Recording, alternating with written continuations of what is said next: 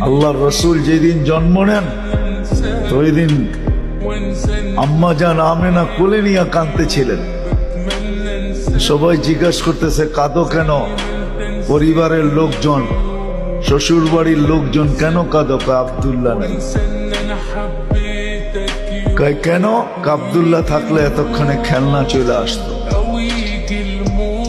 আল্লাহ যেন কানে কানে বলতেছিলেন আমেনা কাঁদিস না, আব্দুল্লাহ খেলনা আনলে আর কোত্থেকে আনবে? মক্কার বাজার থেকে পাথরের আনবে, কাঠের আনবে, প্লাস্টিকের আনবে, মাটির আনবে। সূর্য ডুবতে দে, চাঁদকে খেলনা বানায় পাঠায়। আর ঘটছেও তাই। আবু তালেব বলে বিকালে যখন শোয়া দিছি, সূর্য ডুবার পরে যখন শোয়া দিছি, চোখের উপরে তো বাদাল কামরু আইয়াদনু, চাঁদ দ্রুত গতিতে নিচে নামতেছিল। আর আমি তাকায় তাকায় দেখতেছিলাম।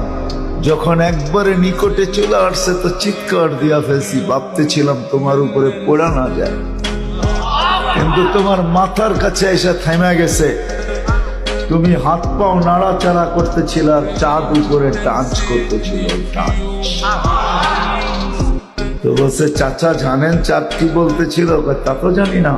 বলে আন্নাল কামারা ইউগান্নিনি ওয়া ইউহাকিনি ওয়া ইয়ামনাউনি মিনাল বুকা। চাঁদ আমাকে ছন্দ শুনাইতেছিল, কান্না থেকে বিরত রাখতেছিল।